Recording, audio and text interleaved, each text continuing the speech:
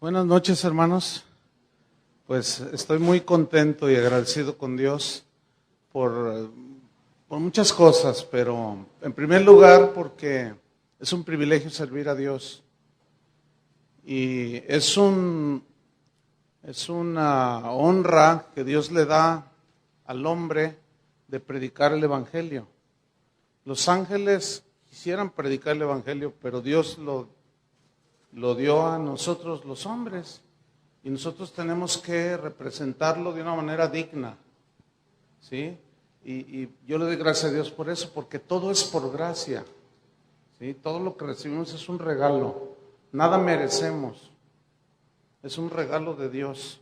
Nosotros no ganamos nada, Él nos dio todo. Así es que venimos pues con esa encomienda de compartir la palabra de Dios por gracia, dando de gracia lo que recibimos de gracia.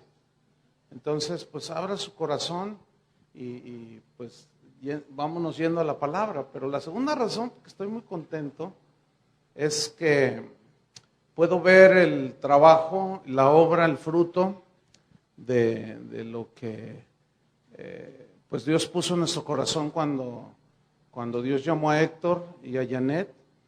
Pues gente muy amada allá en Guadalajara, los extrañamos mucho, pero sabemos que pues hay gente que nos dice, oiga pastor, ¿y por qué no levantan una casa de oración acá en tal ciudad y allá en Culiacán, qué hay?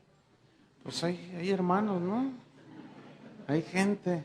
Bueno, Dios así lo quiso, ¿no? Nosotros simplemente obedecemos. Eso es todo, ¿sí? Así es que pues muchas gracias a Dios y gracias por recibirnos, por haber venido, por dejar de hacer algunas cosas que generalmente hacemos, pero es bueno escoger lo mejor, que es la palabra de Dios, ¿no? Así es que yo quiero que abra su Biblia en Efesios capítulo 5, versículo 15, Efesios 5, 15, y vamos a tener 4 o 5 temas para esta conferencia.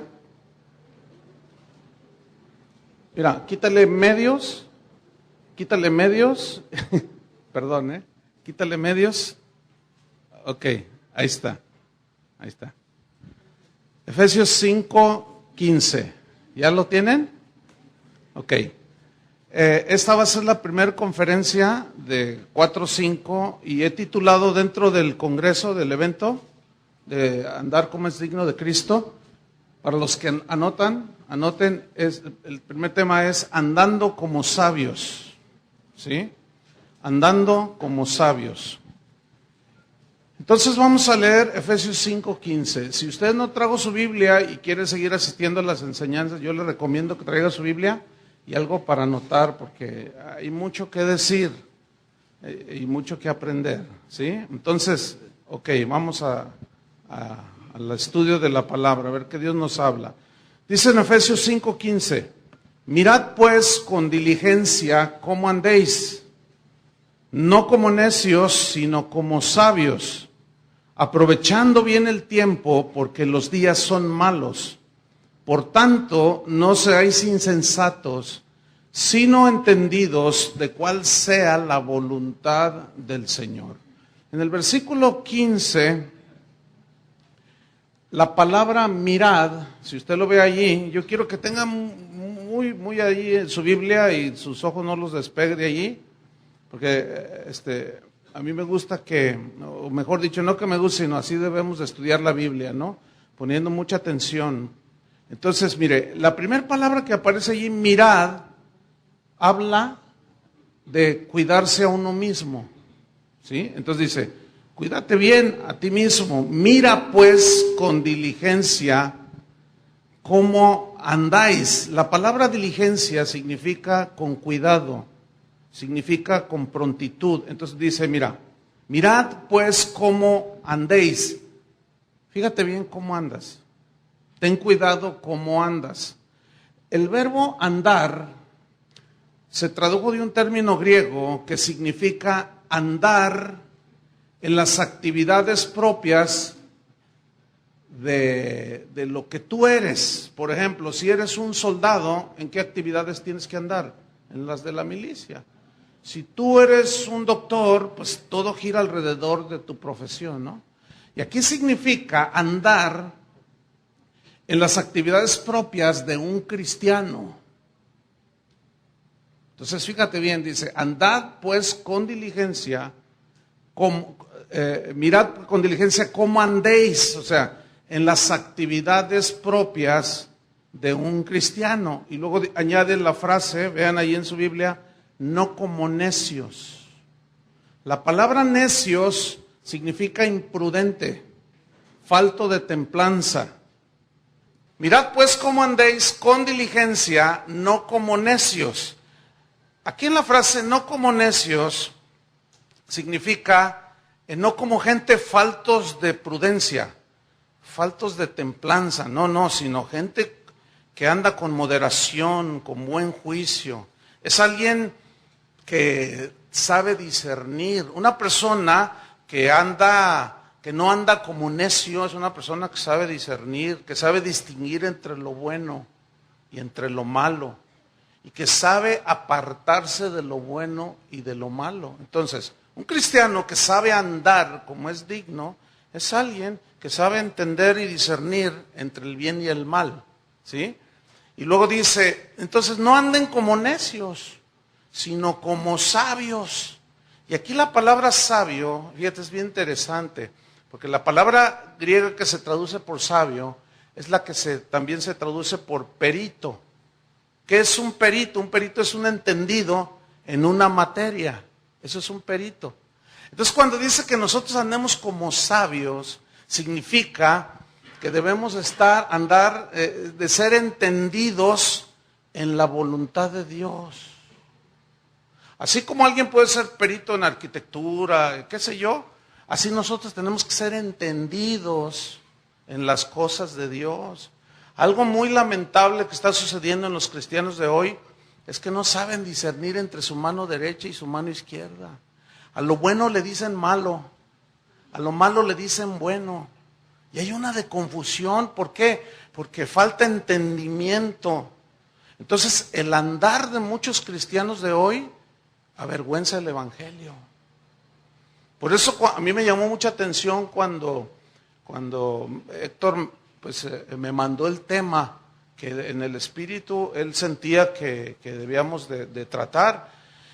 Y luego dice el versículo 16, si vamos a Efesios 5:16, dice, aprovechando bien el tiempo, porque los días son malos. Fíjate, este verbo aprovechando, es decir, significa sacarle provecho al tiempo. Miren, fíjense bien lo que voy a decir. Hay cosas en las cuales Dios te da varias oportunidades. Hay casos en los cuales Dios te da varias oportunidades. Pero hay otras donde solamente Dios te da una sola oportunidad. Y una de ellas es servir a Dios. ¿Por qué? Porque nada más tienes una vida, ya no vas a tener otra. Si tú no le sirves aquí en la tierra hoy, ya nunca le serviste. Si tú no anduviste sabiamente en esta vida, ya no vas a tener oportunidad de volver a andar sabiamente, porque la vida se te va. Por eso dice, aprovechando bien el tiempo. Y luego añade la frase, porque los días son, ¿cómo son? Malos. Jesús dijo que por haberse multiplicado la maldad, el amor de muchos se enfriaría. Y yo soy testigo por muchos años de cómo muchos cristianos se empiezan a enfriar. Y su andar comienza a tropezar. Y se empiezan a alejar de las cosas que valen para acaparar lo material. Y eso no es sabio. Eso es insensato. ¿Por qué? Porque las cosas que se ven son temporales. Y las cosas que no se ven, ¿cómo son? Eternas. Ahora, para poder andar de esta manera, como Pablo dijo a los Efesios, pues debemos empezar por el principio, sin duda. ¿Cómo por el principio? Sí, miren, voy a compartir algo muy esencial que es dentro del cristianismo, que es el nacer de nuevo. Ahora, repito, Para poder andar de esta manera, como Pablo escribió a los Efesios, debemos empezar por el principio. Juan 3:3, ¿qué dice Juan 3:3? Dice, Jesús dijo así: de cierto te digo, que el que no naciere de nuevo, ¿qué? Fíjese esa frase, no puede ver el reino de Dios. Ahora, nacer de nuevo es la experiencia más extraordinaria que una persona, un ser humano puede experimentar. ¿Por qué? Porque ese es el inicio de un andar como es digno de Cristo.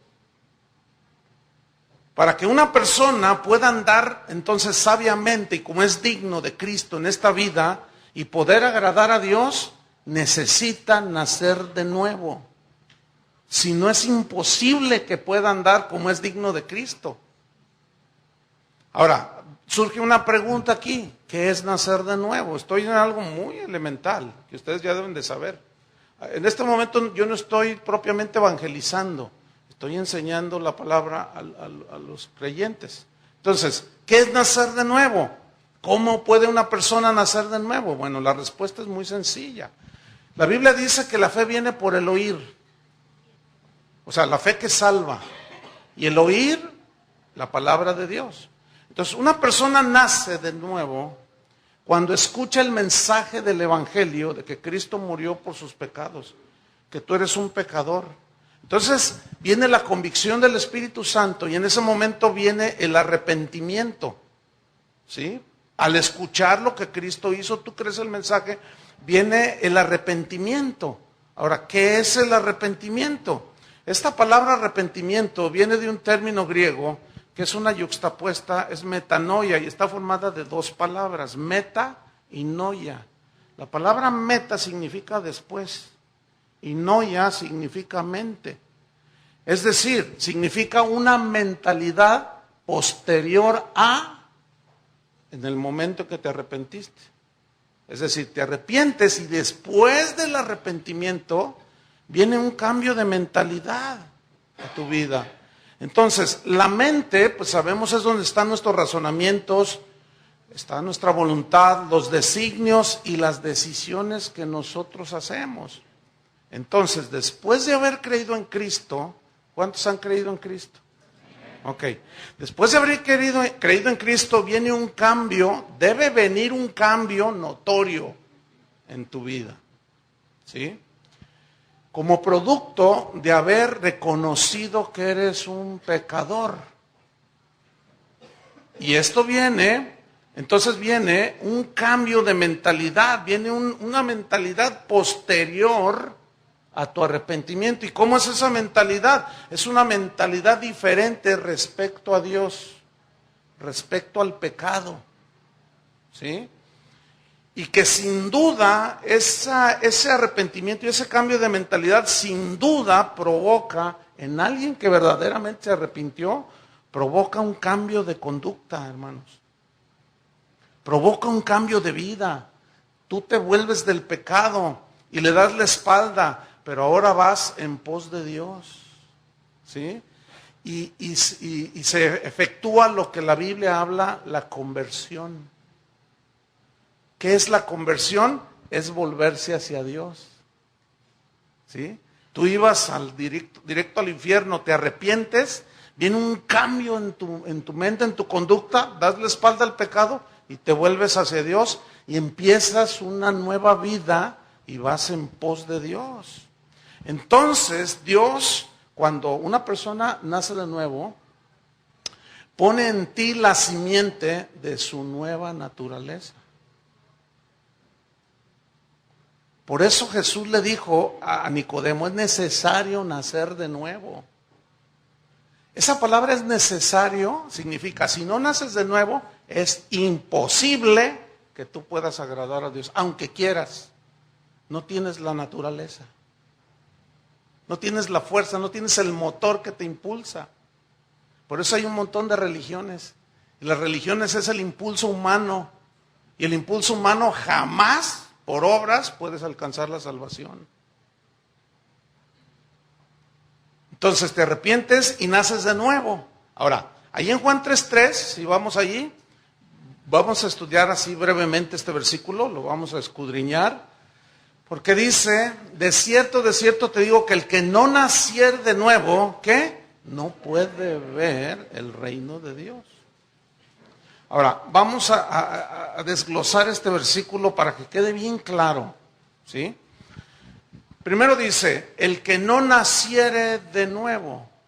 El verbo nacer, esta palabra nacer viene del griego genao, que significa ser engendrado.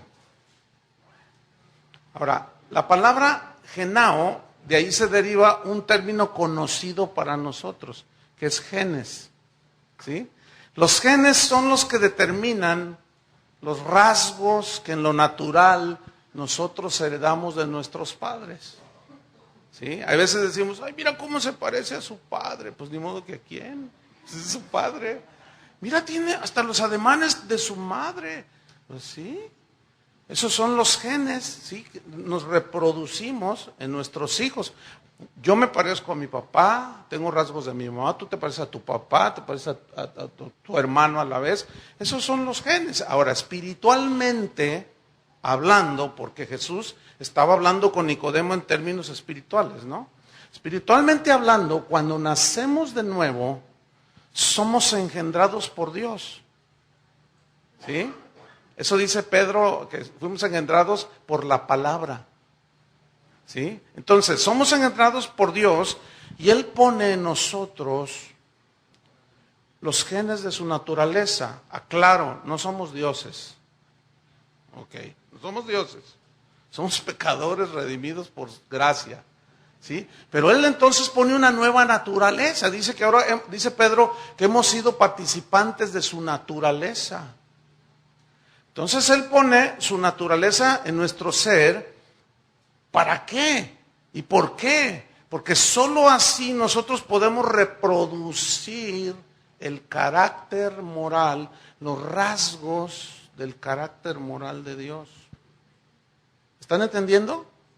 Sólo así es que podemos nosotros andar como es digno de Cristo. Sólo así yo me puedo parecer a Dios. Estoy hablando espiritualmente, porque físicamente Dios no es hombre, ¿sí? Los primeros cristianos les llamaron cristianos porque en su andar se parecían tanto a Cristo que decían, van los cristianos, pero el término era despectivo, ¿sí? Posteriormente tuvo ya otros sentir o otra definición, pero originalmente es esos que se parecen a Cristo. ¿En qué? En lo físico no, es obvio que en su conducta, ¿no? Entonces cuando dice es necesario nacer, o sea, ser engendrados de Dios, que Dios ponga en ti una nueva naturaleza, pero luego habla de nuevo, nacer de nuevo. Y esa palabra de nuevo significa de arriba en el griego. O sea, nosotros ya nacimos terrenalmente, pero ahora tenemos que nacer ¿de dónde? De arriba, significa de lo alto, de la procedencia del que está arriba. Por eso somos hijos ¿de quién? De Dios. Él nos engendró por la palabra y nos dio una nueva naturaleza. ¿Para qué? Para que entonces pudiéramos andar en esta tierra como es digno de Cristo.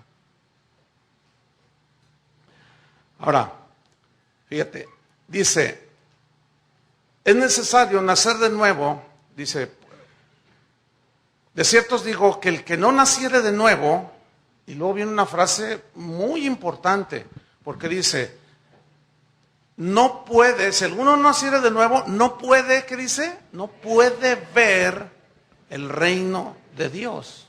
Es decir, el que no es engendrado de Dios, no puede ver el reino de Dios.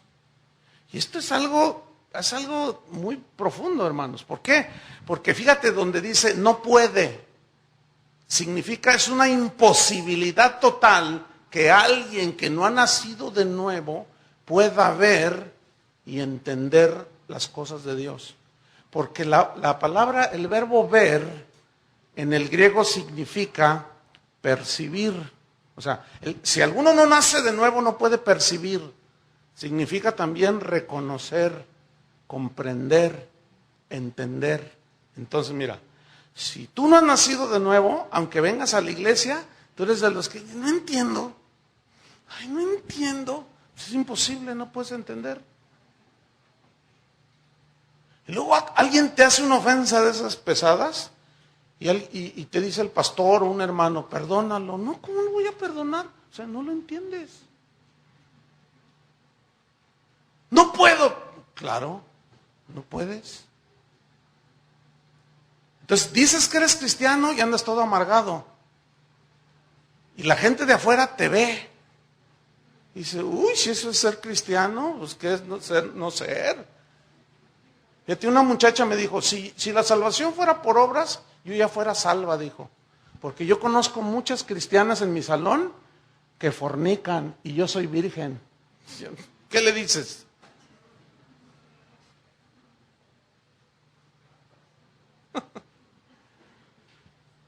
Entonces, dice Jesús, si no naces de nuevo, no puedes ver el reino de Dios.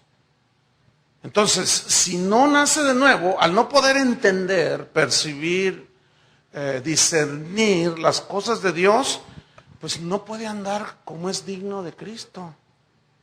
¿Sí? Fíjate que a través de los años,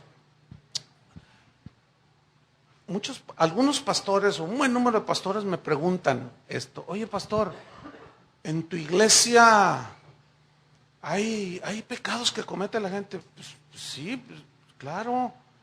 Dice, oye, pero es que mira, en mi congregación, dice, hay de todo. Una vez me dijo un pastor, es que en mi congregación pasa de todo. Hay adulterio, fornican, roban, cometen fraude, son unos mentirosos. Y bueno, casi me sacó la lista de Romanos capítulo 2. Entonces yo le digo, oye, a ver, ¿qué les predicas? No, pues yo les hablo de ser exitosos. No, pues yo les hablo de que no sé cuánto. No, pues yo les digo esto. Y se empezó a emocionar. Les dije, oye, ¿y les has hablado del arrepentimiento? Oye, y se quedó pensando. Entonces yo le dije, oye, ¿no estarás pastoreando cabras? Porque las cabras no se pueden pastorear. Y esto es pongan mucha atención, y sobre todo pues el pastor Héctor y Janet. ¿Sí? ¿Por qué? Porque si nosotros atraemos a Cristo, entre comillas, con mentiras, la gente se puede llenar este lugar de cabras, de gente que no ha nacido de nuevo. Y luego se les pretende enseñar la palabra de Dios. No pueden, es imposible. No pueden discernir, no pueden comprender y por lo tanto no pueden andar como es digno de Cristo.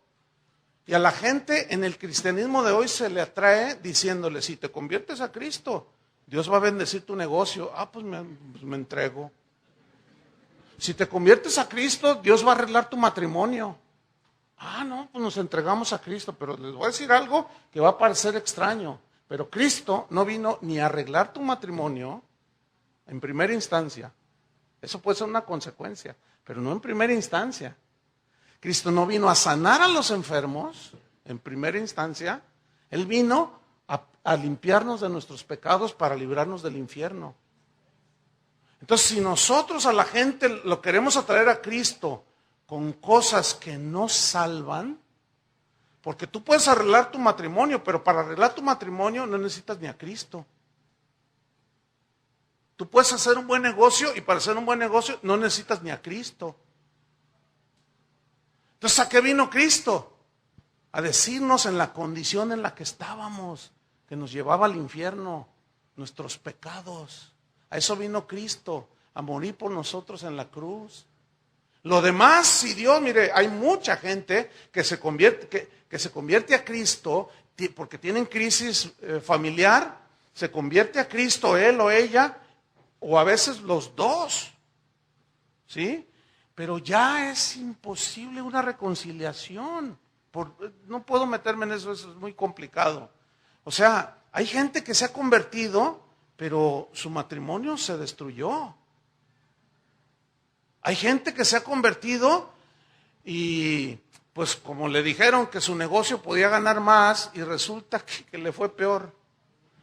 Por eso algunos se sacan de onda y dicen, no, pues yo antes de ser cristiano me iba mejor, dicen. ¿Por qué dicen todas esas cosas? Porque les enseñamos mal. Entonces resulta que yo puedo estar pastoreando una iglesia de gente que no es nacida de nuevo. Y por eso la frustración de muchos pastores. ¿Por qué? Porque es que el hermano aquel desde 20 años hace que se convirtió y sigue igual. Es igual de mentiroso, es igual de engañador, es igual, es que no se ha convertido. ¿Cómo puede tener un cambio? Ahora, en la Biblia se ve que cuando una persona se convierte, cambió radicalmente. Cambia sí o sí. No hay otra manera. Eso es lo que se ve en la Biblia. Por eso en 1 Corintios 2:14 no lo busquen. Ahí dice, el hombre natural, o sea, el no nacido de nuevo, no percibe las cosas que son del Espíritu de Dios. No las percibe, significa no las entiende, no las discierne. Porque para él son, ¿qué? Locura, son locura. Fíjate, es increíble la cantidad de cristianos que van a las iglesias hoy, escuchan la palabra y dicen, no es para tanto. No, ni tanto que queme al santo, ni tanto que no le alumbre. No, yo soy cristiano, pero pues me doy mis escapaditas allá. No hay que exagerar. Nunca lo va a entender. El otro día me escribió en un correo un director de alabanza de una iglesia, 15 años dirigiendo la alabanza. Y me escribió, oiga pastor, fíjese que yo tengo mi novia. Dice, y bueno, tenemos relaciones sexuales, dice. Y pues la verdad, pues para mí no tiene nada de malo. Dice, porque yo la amo, lo importante es el amor, dice. Y entonces un hermano me acaba de decir que es pecado. Y yo le dije, no, ¿cómo va a ser pecado amar? Fíjate nomás. Increíble. Dice, para mí eso no es pecado. Y yo le expliqué, le mandé un estudio. Me dijo, no, nunca entendió. 15 años dirigiendo la alabanza. No puede ver, no puede entender. Porque para él son locura y no las puede, ¿qué dice? Entender. Porque se han de discernir, ¿cómo? Espiritualmente. Pero si no has nacido del Espíritu, ¿cómo vas a entender? No, es imposible. Pero los que nacen de nuevo pueden ver, pueden percibir, pueden reconocer, pueden comprender y entender las cosas de Dios. Por eso los cristianos que nacen las personas que nacen de nuevo, que entienden las cosas, cuando oyen la palabra caen en el corazón. Y seguimos nuestra vida y en cuanto cometemos un error, a veces por mínimo que sea, sentimos feo acá adentro. ¿Usted siente feo cuando peca acá adentro? ¿Siente vergüenza delante de Dios? Esa es una buena señal. Si usted es de los que dicen, no pasa nada, que al cabo Dios es amor. Sí pasa. Lo que pasa es que como no pueden ver ni entender estas cosas, lo toman muy a la ligera. Hermano, si el pecado fuera algo ligero, ¿por qué Cristo murió en la cruz?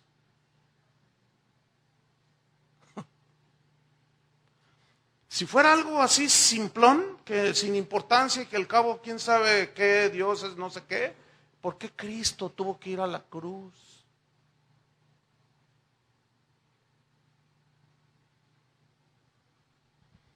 Pero muchos no lo entienden y están metidos en las iglesias.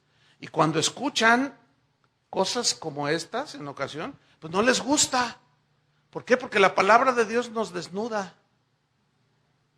¿Sí? Entonces, como la palabra de Dios nos muestra tal y como somos, hay una iluminación del Espíritu cuando se predica la palabra, pero hay dos reacciones, o te conviertes o lo rechazas.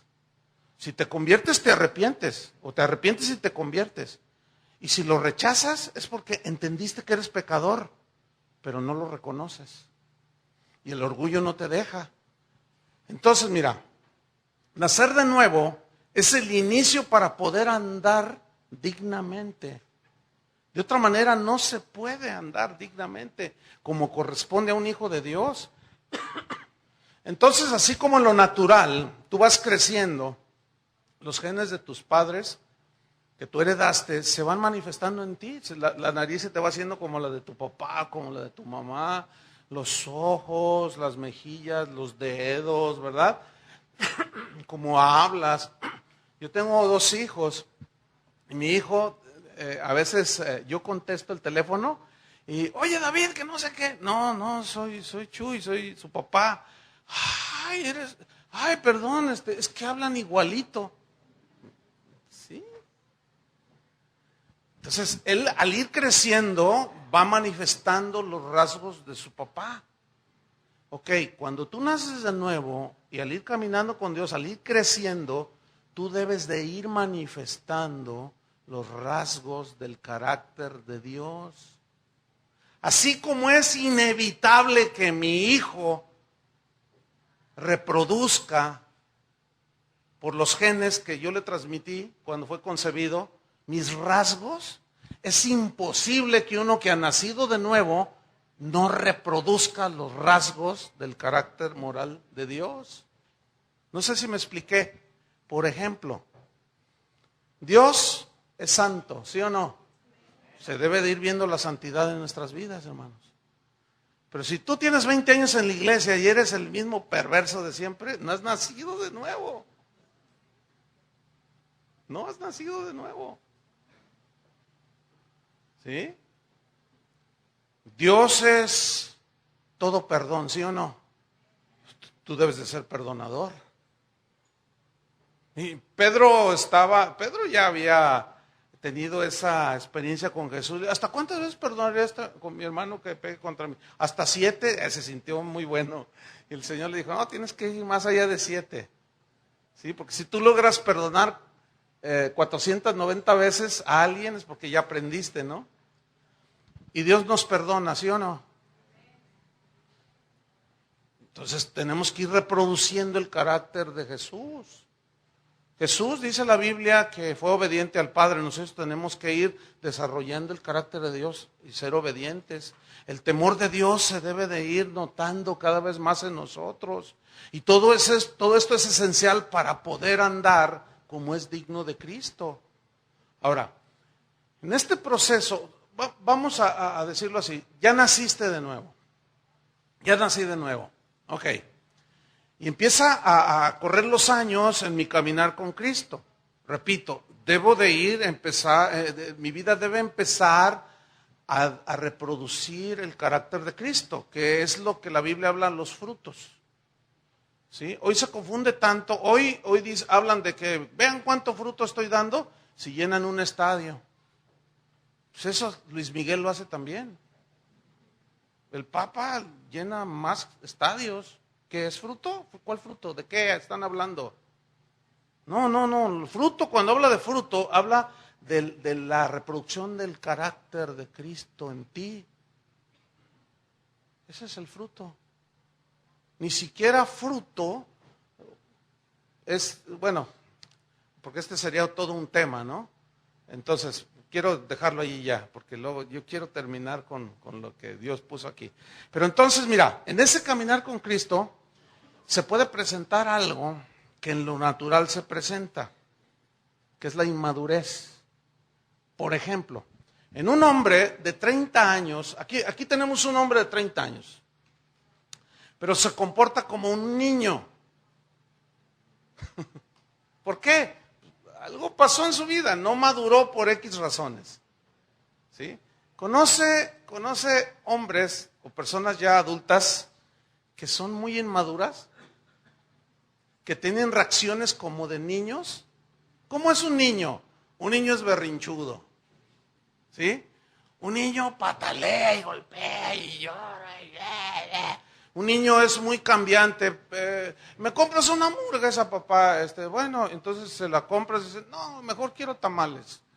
Y dice, decídete, hijo. Bueno, y va y le cambia, y va y le compra tamales. No, mejor quiero un gansito. Oye, ¿qué te pasa? Tú dices, ¿no? Así son los niños, son totalmente inestables, fluctuantes. Por eso en Efesios 4 dice que debemos ir a la madurez para no ser como niños fluctuantes, llevados por doquier de todo viento de doctrina. Y aquí es donde se puede dar, así como en lo natural, se da esa inmadurez. Tenemos un hombre de 30 años, así bien fortachón, con patilla acá, barbón,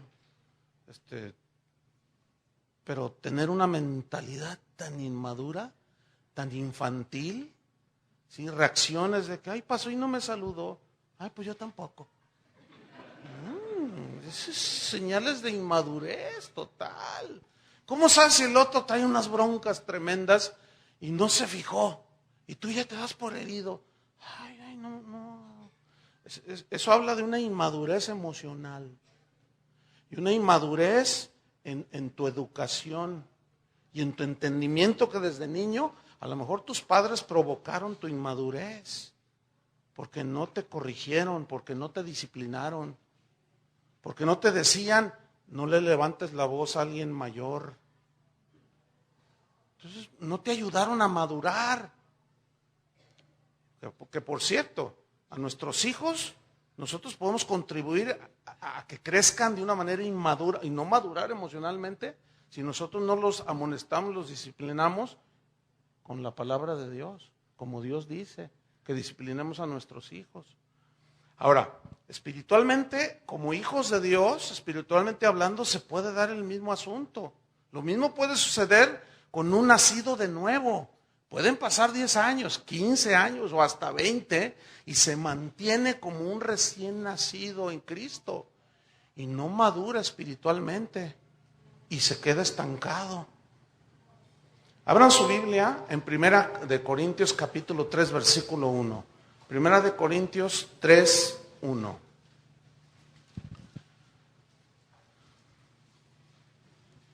Dice así, 1 de Corintios 3, 1.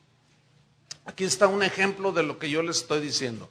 Los corintios eran nacidos de nuevo, eran cristianos. Y fíjate lo que dice, 1 Corintios 3, 1. Dice así, de manera que yo, hermanos, dice, fíjate, aquí está, hermanos les dice, hermanos. No pude hablarles como espirituales. Espirituales aquí es sinónimo de gente madura. Sino como a carnales. O sea, como gente inmadura. ¿Sí? O no, hasta no nacidos de nuevo. Dice, sino como a carnales. ¿Como a qué dice? Como a niños en Cristo. Cuando tú ves un bebé de 1 año, de 2, 3 años, pues, un niño. Y dices, qué lindo niño, ¿no? No dices, qué lindo adulto.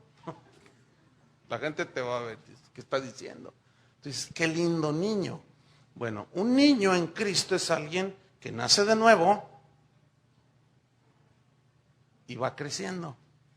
Por ejemplo, ¿cuántos tienen menos de 1 año en Cristo de haber nacido? Levante su mano. 2 años. 2 años. Tú todavía eres un niño en Cristo. Estás creciendo. Entonces aquí hay un montón ya de adultos en Cristo, ¿no? Ah, me gusta eso. Bueno, se supone. Se supone. Porque mira lo que dice. Dice, no les pude hablar como espirituales, sino como a carnales, como a niños en Cristo, dice. Les di a beber leche y no vianda, porque aún no erais capaces, ni sois capaces todavía. Dice, porque aún sois carnales, pues habiendo entre vosotros celos, contiendas, disensiones. Dice, no sois carnales y andáis, ¿ven? Como hombres. ¿Qué significa andar como hombres?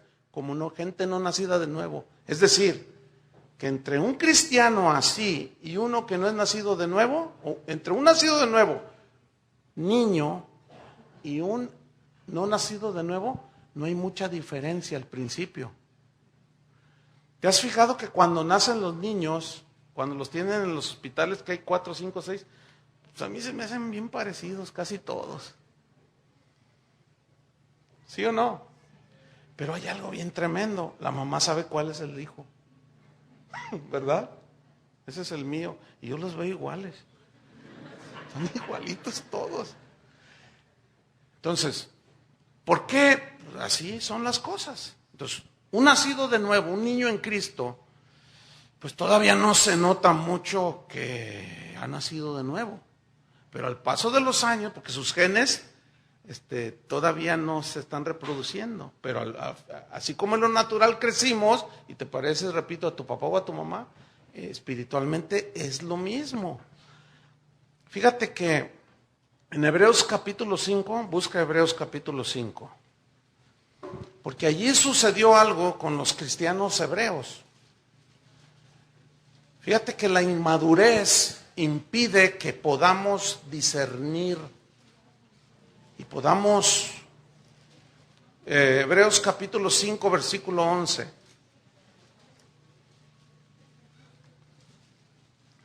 Mira, vamos allá a la escritura, Hebreos 5, 11. Dice así, acerca de esto, dice, tenemos mucho que decir y difícil de explicar. Difícil de explicar, ¿por qué? Vamos a ver. Por cuanto os habéis hecho tardos para oír. Aquí oír significa entender. Dice, yo me cuesta trabajo, decía el escritor de Hebreos, explicarles porque ustedes les cuesta mucho trabajo entender qué había pasado. Seguimos leyendo, versículo 12. Porque debiendo ser ya maestros, ahora, ¿cómo se forma un maestro? Kinder, primaria, secundaria, preparatoria y no sé cuántos años de maestro. ¿Se forma de la noche a la mañana? No, 15 años, no sé cuánto se lleve. Lo mismo ser un doctor, lo mismo ser un abogado. Para llegar a la adultez, aquí en México se habla de los 18 años. O sea, habla de que corrió un tiempo, pero algo pasó. Dice, porque debiendo ser ya maestros, después de tanto tiempo, dice, tenéis necesidad de que se os vuelva a enseñar cuáles son los primeros rudimentos de las palabras de Dios. Y habéis llegado a ser tales que tenéis necesidad de leche y no de alimento sólido. Y todo aquel que participa de la leche es inexperto. ¿En qué? En la palabra de justicia. ¿Por qué? Porque es niño. Algo que yo noto en muchos cristianos es que tienen 15, 20 años y van a una iglesia, ¿no? Entonces, el pastor o el maestro les enseña algo. Para enseñar la palabra de Dios, sin duda, se requiere tiempo. Sin duda. No se puede dar una enseñanza que quede sólida en 15 minutos. Esa es una reflexión. Pero lo que es una enseñanza, ¿cuánto tardas en comer? Ahora, ¿cuántas veces comes al día? Ahora, ¿qué te dijeron cuando estabas en la primaria acerca del comer? Tienes que comer como lentamente, masticar para que el bolo alimenticio sea mejor digerido, y te soltaron todo aquel rollo. Es lo mismo, hermanos. Y a mí me preocupa que cristianos en las iglesias se aburran. Digo, estoy hablando de cristianos de 20 años, 15, 20 años. Se aburran de escuchar la palabra de Dios. Ay, qué largo. Ay, pero darles un vasito de leche y se lo toman. Váyase, mi hijo. Eso es inmadurez. Que muchas veces nosotros los pastores provocamos en los hijos de Dios. ¿Por qué? Porque no cumplimos con nuestra tarea de pastores. Así como padres, si yo no formé a mi hijo desde que era un bebé, lo dañé. ¿Entienden? ¿Por qué? Porque no va a saber enfrentarse a la vida. Lo mismo en una iglesia. Por eso ustedes tienen que orar por su pastor.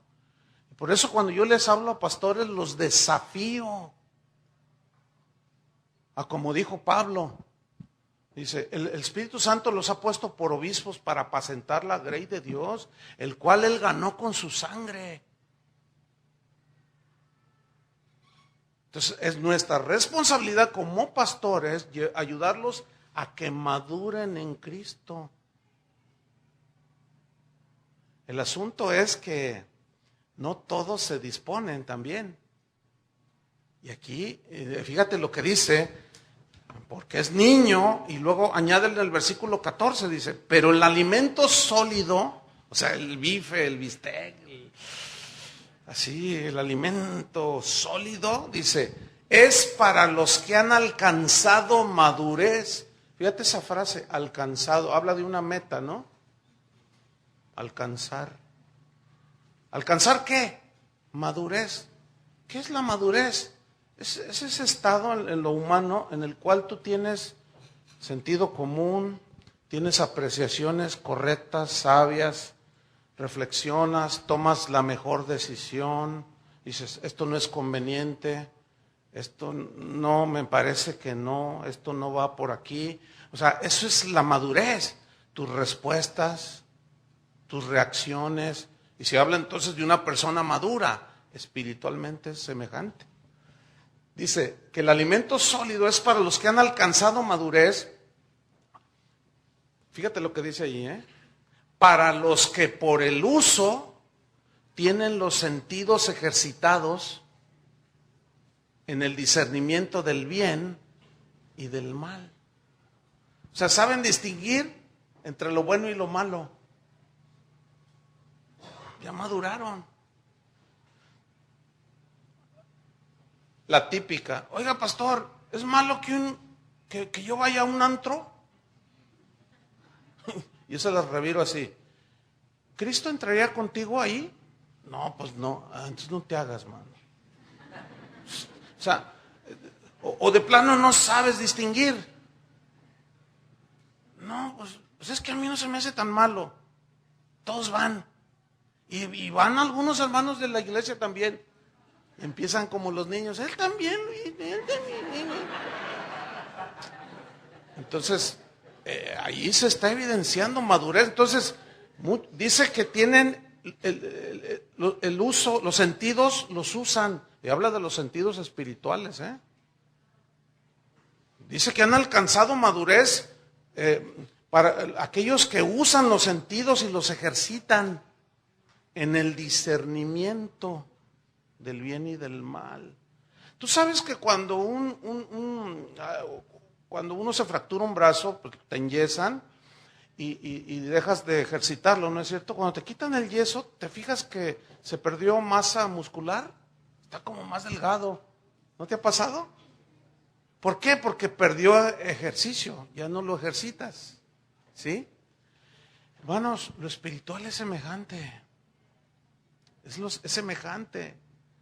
Si tú todo lo que oyes te lo comes y no prendes el discernidor, pues ese es otro mal de los cristianos de hoy. Todo lo que oyen, todo lo que se lo tragan. Y también hay alimento venenoso, Hay alimento que no nutre. Pero el alimento espiritual, no todo lo que está embarrado de un versículo necesariamente es de Dios, Hoy te hablan que Dios te quiere hacer rico y te sacan 2, 3 versículos, te los embarran ahí con 2, 3 versículos y te hacen creer que Cristo murió en la cruz para que tú fueras rico.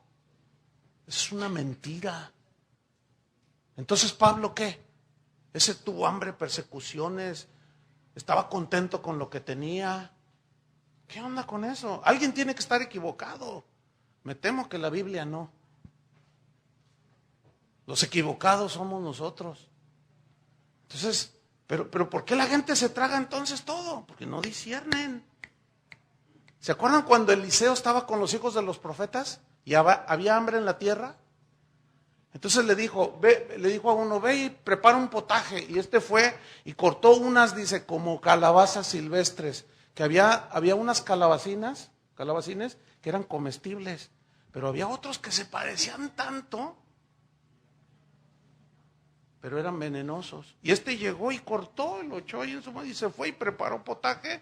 Nunca se imaginó, nunca pensó, nunca entendió, no discernió, no sabía que era venenosa la comida. Y le sirve a los hijos de los profetas.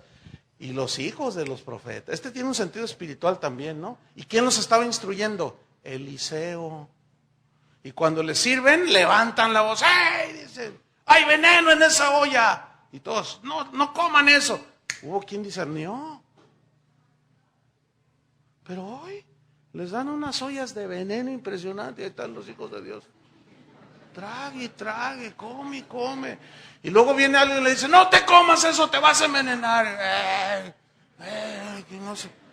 Y luego te lo explican por qué no. O dos, o eres un no nacido de nuevo, o eres un niño. Porque el maduro oye como los de Berea. Dice que escudriñaban cada día. A ver, porque llegó Pablo y les predicaba. Y decían, a ver, vamos a ver aquí. ¿Qué dijo Pablo? Pues que esto y esto. A ver, vamos a ver. Y sacaban los pergaminos, ¿no? Hoy nomás uno da un clic. Y empezaban y decían, no, oye, es verdad. Lo que está diciendo Pablo. No se comían todo.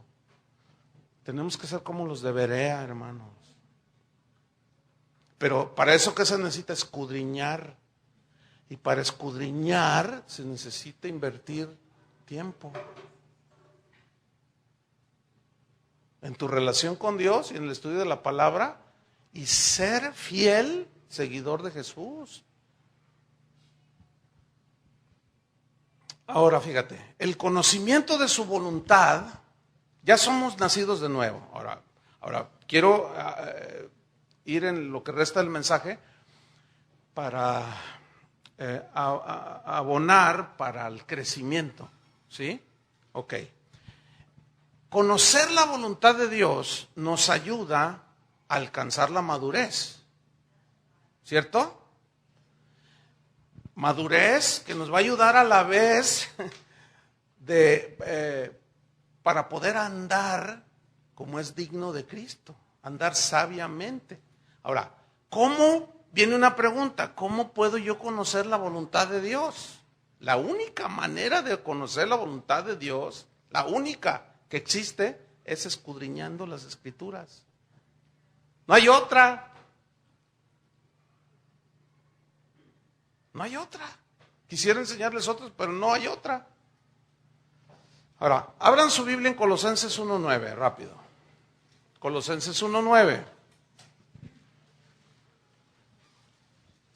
Fíjate las oraciones de Pablo, las oraciones que hacía el apóstol Pablo. Ve la calidad y la profundidad de las oraciones de Pablo y la vamos a comparar con las oraciones que hacemos hoy los cristianos y a lo mejor nos va a dar vergüenza. Colosenses 1:9 dice así: por lo cual también nosotros desde el día que lo oímos no cesamos de orar por vosotros y de pedir que tengan el mejor carro de la Toyota. ¿Así dice? Que tengan la mejor casa del barrio. ¿Así dice? ¿Qué dice? ¿Qué pedía Pablo? Que seáis llenos del conocimiento de su voluntad. Qué diferentes oraciones, ¿no? Nada que ver como oramos hoy. Nuestras oraciones son de 5 centavos. Da pena oír orar a los cristianos hoy.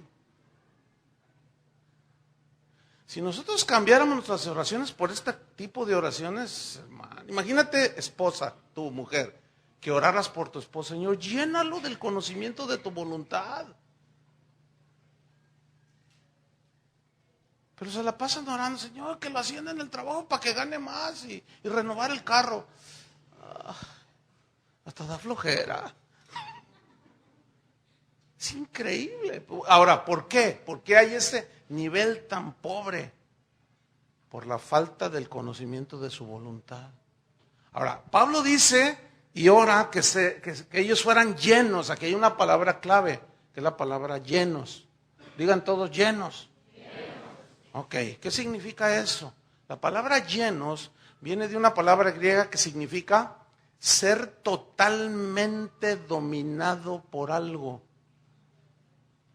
Eso significa ser totalmente controlado por algo. Por ejemplo, allá en Hechos 2, no vayan ahí, conocen la historia, que estaban los 120 en el aposento alto, dice que fueron todos, ¿qué? Llenos del Espíritu Santo. ¿Sí? Esteban, dice la Biblia, estaba lleno de fe, de poder y de sabiduría, estaba lleno. ¿Sí? Dice en el libro de los Hechos que no podían resistir la sabiduría y al espíritu con el que hablaba, porque estaba totalmente dominado y controlado por el Espíritu Santo. Estaba tan lleno de Dios que cuando lo estaban apedreando, estaba diciendo: Padre, perdónalos, no les tomes en cuenta este pecado, Señor. ¿Se acuerdan?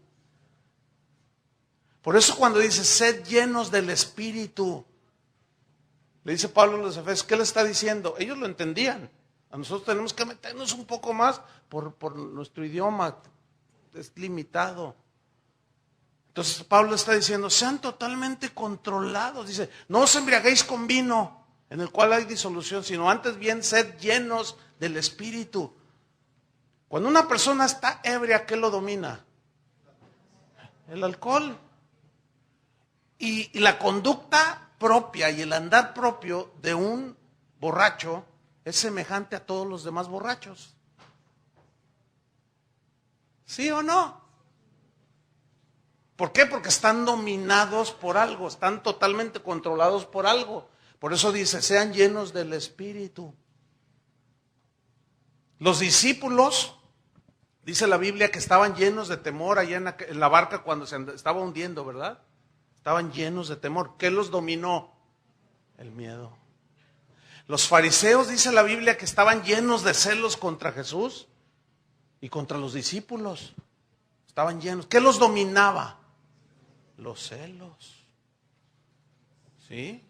En definitiva, aquello de lo que tú estés lleno es lo que te va a controlar. Es lo que te va a dominar. Si tú estás lleno de afán, se va a ver. ¿En qué? En tu conducta, en tu andar. Vas a estar súper afanado, súper afanado, súper afanado. Si tú estás lleno de rencor, el rencor te va a dominar. Todas tus pláticas, todo lo que tú hables va a salir. Si tú estás lleno de amor, ¿qué va a salir? Pues el amor te domina. Y el amor cubre multitud de pecados. Y eres paciente, eres tolerante. ¿Sí? Si estás lleno de la sabiduría de Dios, ¿qué te va a dominar? La sabiduría, hermano. Y todo esto dependerá, de todo eso va a depender tu caminar sabio o insensato en este mundo y cómo es digno de Cristo.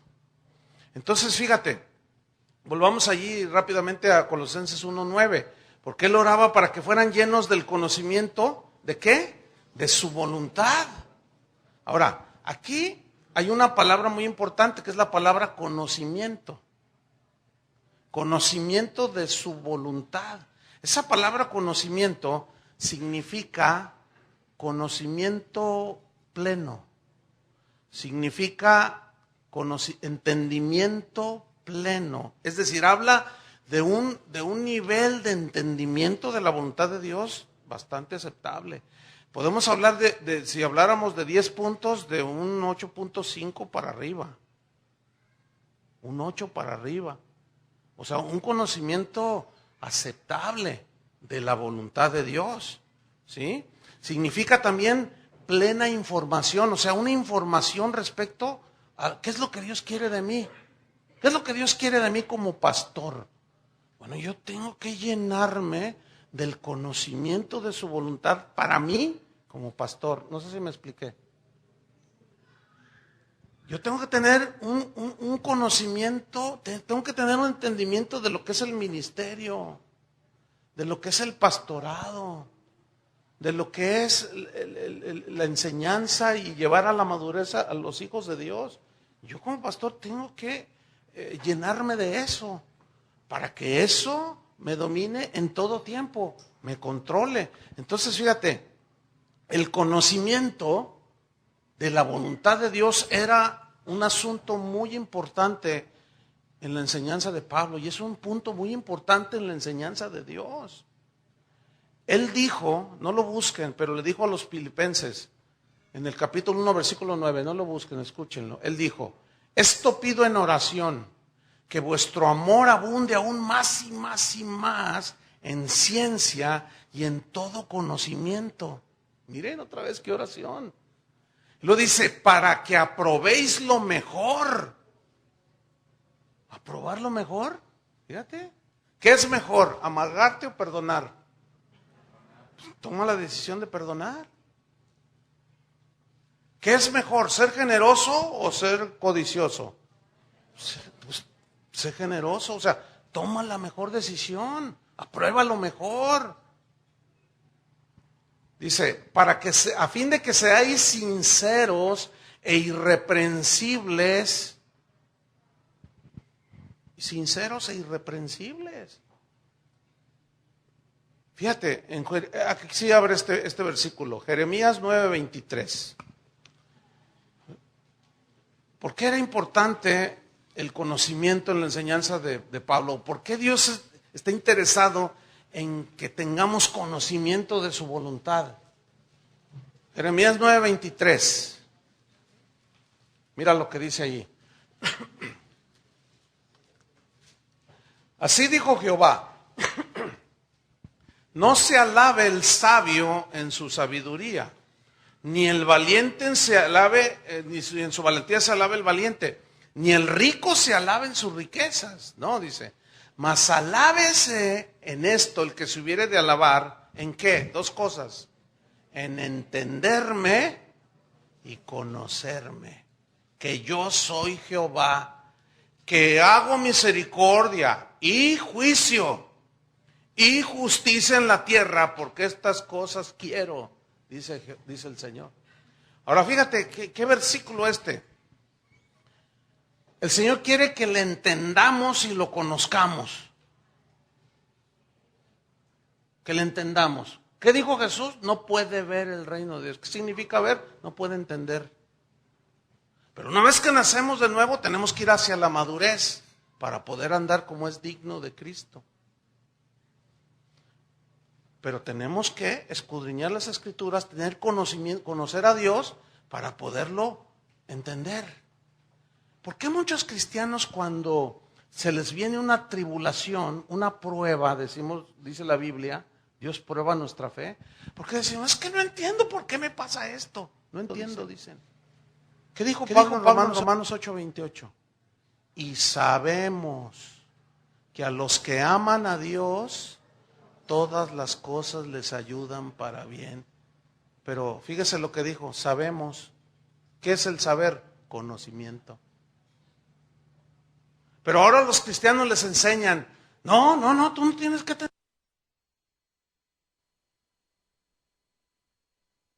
Todos esos que dicen eso entran en esas pruebas y no lo entienden. Y luego el negocio se les empieza a bajar y dicen, no entiendo. Y luego dicen argumentos como este, Señor, no entiendo. Si yo diezmo, ¿por qué me pasa esto? Sí, fíjate lo que dicen, ¿eh? Si yo diezmo, ¿por qué me pasa esto? Es como decir, yo estoy comprando tu bendición. ¿Qué es eso? No, diezmamos, ofrendamos, damos. ¿Por qué? Porque así dice la Biblia. Porque el dar es una muestra de la actitud del corazón. Pero se tuercen tanto las Escrituras que nada más se da una parte del conocimiento. Pero el conocimiento pleno es, Pablo lo dijo, he aprendido a contentarme cualquiera que sea mi situación. Sé tener abundancia y sé tener escasez. Por todo y en todo estoy enseñado, así para padecer necesidad como para tener abundancia, como para tener necesidad, como para tener hambre. Todo lo puedo en Cristo que me fortalece. ¡Ah! Qué diferente, ¿no? ¿O no?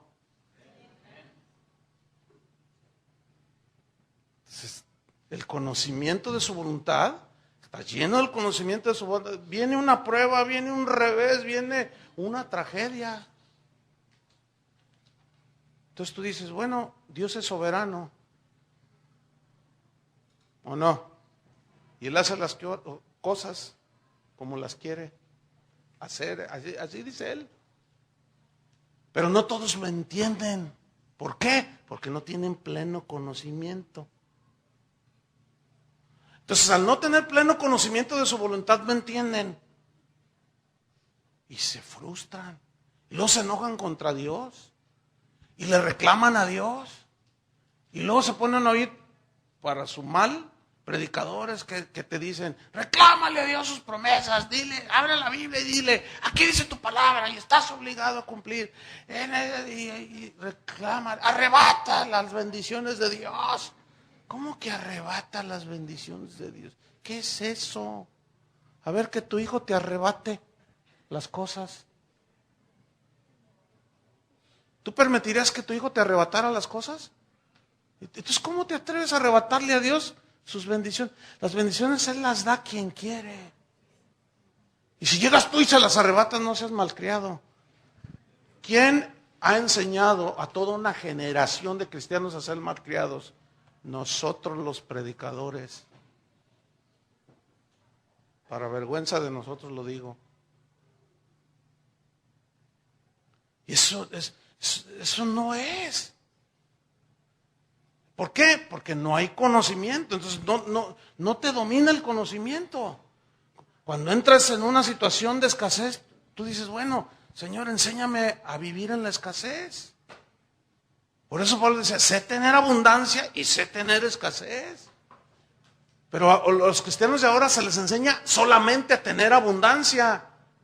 Y cuando viene escasez y la prueba, te dicen, reprende al diablo. Y el diablo anda por allá, quién sabe dónde. Por falta de conocimiento, hermanos. Fíjate, no lo busques, pero fíjate lo que dice Isaías 1:3. Fíjate lo que dice Isaías 1:3. El buey conoce a su dueño y el asno el pesebre de su señor. Israel no entiende, mi pueblo no tiene conocimiento. Hijo, qué vergüenza, ¿no? Fue Isaías 1:3. Dice, el buey conoce a su dueño. El burro conoce el pesebre de su señor donde le da de comer. Israel no entiende. Mi pueblo no tiene conocimiento. El otro día alguien me mandó un correo y me dijo, pastor, yo quiero estudiar en una escuela bíblica las escrituras, quiero aprender. Y le dije a mi pastor que me aconsejara dónde puedo ir a aprender, alguna escuela. Y me dijo, no, el conocimiento envanece. Fíjate nomás.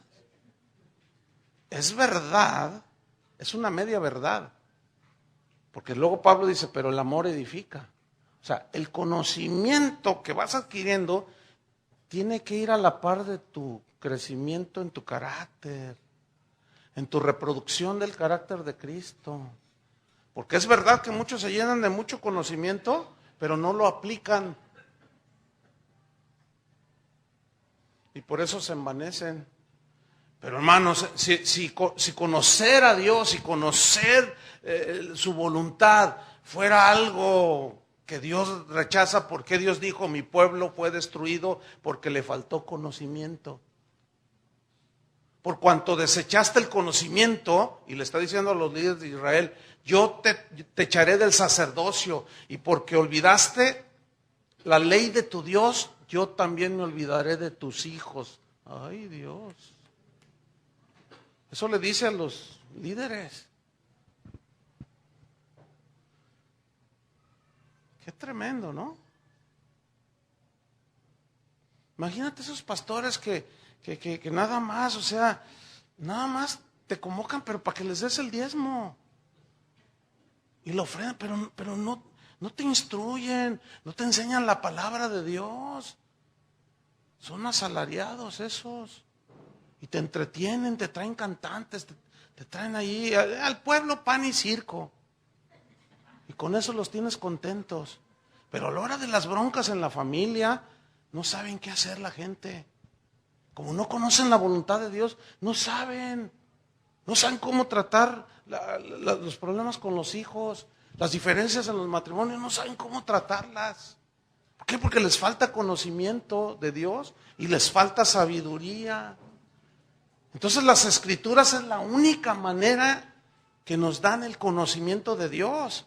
Pero rápidamente, mire, volviendo a Colosenses 1:9, dice, no cesamos de orar por vosotros y de pedir que seáis llenos del conocimiento de su voluntad, pero luego dice, en toda sabiduría. El conocimiento de su voluntad, pero esto, Pablo dice, en toda sabiduría. Que aquí sabiduría significa todo aquello que tiene que ver con el conocimiento de las cosas de Dios, pero también tiene que ver con los asuntos de la vida cotidiana. ¿Se acuerdan cuando escogieron en el capítulo 6 de Hechos? No lo busquen. Escogieron diáconos para servir a las mesas. ¿Se acuerdan? ¿Qué dice la Biblia que tenían que llenar como requisitos los diáconos? ¿Ser llenos de qué? De sabiduría. Ay, ¿a poco se necesita sabiduría hasta para servir a las mesas? Ah, no. Pues hasta para eso. No todos saben servir una mesa. Y es algo cotidiano. Hay meseros en los restaurantes que no saben servir, no saben atender. Se cruzan, te avientan las cosas, no saben. Si eres un cliente, ellos viven de eso y te tratan mal, no tienen sabiduría. Díganme si no se necesita sabiduría. Los padres necesitamos sabiduría para hablar con un adolescentito de nuestros hijos, con un chavito de 12, 13 años. Se le cierra el mundo a la mayoría de los cristianos. ¿Qué hago? Porque mi hijo desde chiquitito, yo lo llevaba a la iglesia y hasta en los panderitos andaba mi hija y hasta traía una banderita y alababa al Señor y todos decían, ay, qué bonita la niña. Y fue creciendo y iba a la iglesia. Y entonces, ay, hermano, a los 10 años, pues la niña empezó a ponerse rebelde. Y luego llegó a los 14, ay, hermano, quedó embarazada. No entiendo por qué. ¿Qué pasó? Yo no supe. Número 1, ¿ya nació de nuevo su hija? Nació en hogar cristiano. Momento. El que tú siendo cristiano tengas hijos, tus hijos no nacen cristianos. Primer error. Por eso las familias cristianas no saben qué pasa, por qué. Sus hijos se rebelan cuando llegan a la adolescencia. Y la primera es, ¿ya nacieron de nuevo? Desde chiquitos les empezaste a decir, no agarres eso porque eso es robar, hijo, eso es pecado. Pero el psicólogo dice que los vamos a traumar. Ok. O le haces caso al psicólogo o le haces caso a Dios. Ahí está. Ay, pero es que no entiende. Pero ¿qué no dice? ¿La repetirás a tus hijos estando en el camino al acostarte, al levantarte? Pero decimos, no, pero tanto. Bueno, entonces aguántate. Entonces a ver cómo enfrentas todas las broncas en tu familia. Llenos del conocimiento de su voluntad. Los hijos hacen cada pregunta. Mis hijos ya son adultos, pero cuando estaban creciendo, el Señor, dame sabiduría, me hacían cada pregunta, tenían cada reacción. Y el mayor, que ya tiene 24 años, hasta que nació de nuevo. Mi hijo, el mayor, nació de nuevo a los 17 años. Fíjate, él tenía mucho conocimiento. Cuando él se convirtió, cuando nació de nuevo, pues sabía muchos versículos de la Biblia. Sabía todas las historias de la Biblia. Pero cuando era niño, fíjate, una vez, prendió ¿me dejas ver la tele? Sí, hijo, pero la caricatura tal. Y le prendió. Entonces me distraje y fui a ver, estaba viendo el Dragon Ball. Y le dije, y estaba así medio violento, ¿no? Le dije, no, hijo, no. Eso no, mira. ¿Pero por qué no? Es que mira, la violencia. Mejor te voy a poner uno de la Biblia. Bueno, ándale pues. Y se sentó. Entonces empecé a agarrar los videos, ¿no? Y le puse el de David cuando venció a Goliat. Y se lo puse. Y luego me senté con él. Y luego sale el gigantón, ¿verdad? Y luego, ustedes no sirven para nada y que no sé qué. Y agarra la onda y se la tira. Y se ve en la caricatura cristiana que la piedra le pega en la frente y se ve la sangre así. Y luego me ve y me dice, es lo mismo, me dice. Y yo, trágame tierra. A ver, saca el campeón que hay en ti. Sácalo allí. A ver, saca ahí tu éxito y que tu hombre, quién sabe qué, quién sabe qué. A ver, ata no sé cuántas cosas. No, ahí se necesita sabiduría para contestar.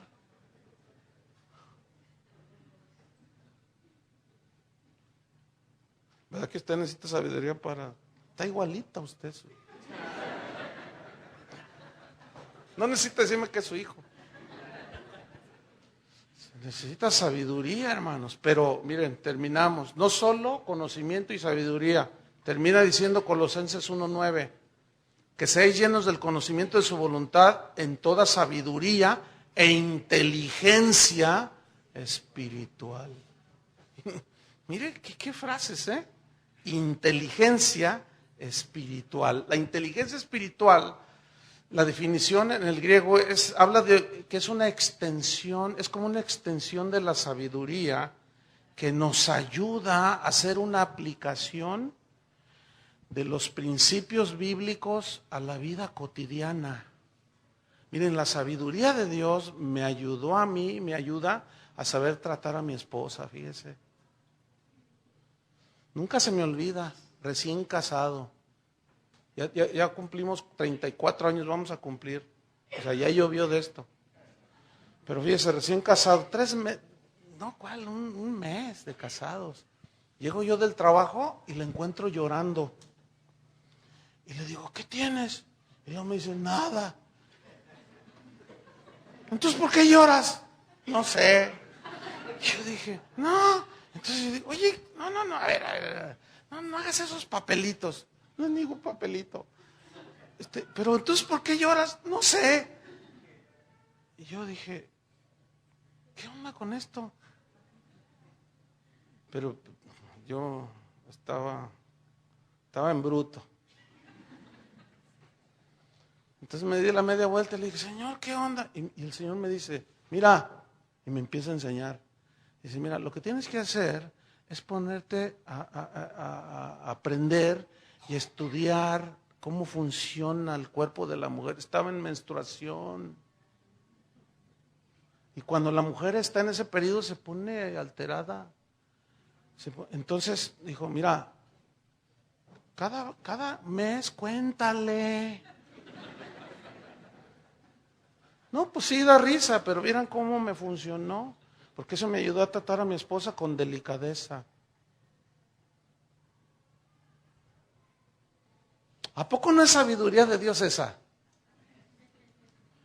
Entonces yo me acerqué con ella y le dije, oye, ¿cómo está eso de la menstruación?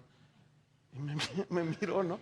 Me dice, ¿por qué me preguntas eso? No, tú dime. Le dije, es que Dios me está hablando. Dice, bueno, mira, y me empieza a contar de atrás para adelante. Le dije, mira, eso no lo entiendo. Dice, mira, hay un periodo y me empieza así. Entonces yo empecé a estudiar y yo tenía presente y le preguntaba, oye, ¿cuánto te falta para? Dice, yo creo que en 2 días más. Y yo lo notaba. Y notaba como que se alteraba y como que, pues las hormonas de la mujer. Entonces yo solía ser más, ¿entienden? Como más tierno con ella. Bueno, yo tengo una esposa que parece una flor, pero Dios me ha dado sabiduría, hermanos. Pero eso no forma parte mío, no es de uno, viene de Dios. ¿Cómo la adquieres? Por el conocimiento. Y te da sabiduría y te da inteligencia espiritual. Todavía estoy aprendiendo, todavía seguimos creciendo, pero no podemos quedarnos ahí. Amén. Eso es lo que nos ayuda a andar como es digno de Cristo. Este es el primer tema, hermanos. Mañana vamos a tratar 3. Que el Señor fortalezca mi garganta. Vamos a orar, hermanos, ¿sí? Padre, te damos muchas gracias, porque tu palabra es dulce al paladar, es lumbrera, es una luz que ilumina nuestro caminar. Padre, te damos gracias porque tú quieres, Señor, que andemos como es digno de Cristo. La única manera de andar como es digno de Cristo es nacer de nuevo. Y se supone que los que estamos aquí somos hijos tuyos, nacidos de nuevo, pero que estamos en crecimiento, Señor. Tal vez algunos hemos tenido circunstancias que evitaron un crecimiento en la madurez. Pero ahora es otro tiempo, Señor, que tú nos permites. Yo te pido, Señor, por mis hermanos que estamos aquí, que todos seamos llenos del conocimiento de tu voluntad. Que el conocimiento de tu voluntad, Señor, nos lleve a un andar como es digno de Cristo. En la voluntad en todos los ámbitos de la vida, Señor. En nuestra relación contigo, en nuestra relación en la familia, en el hogar, en el trabajo, en la escuela, donde andamos, Señor. Que tu conocimiento nos domine, nos controle. Señor, danos sabiduría. Requerimos sabiduría para hacer nuestro trabajo. Se necesita sabiduría, inteligencia, hasta para conducir un auto. En todos los ámbitos de la vida, Señor, tu palabra tiene ese poder de darnos sabiduría, pero necesitamos ese conocimiento, Señor. Y la única manera es escudriñando las Escrituras. Y esa es responsabilidad de los pastores.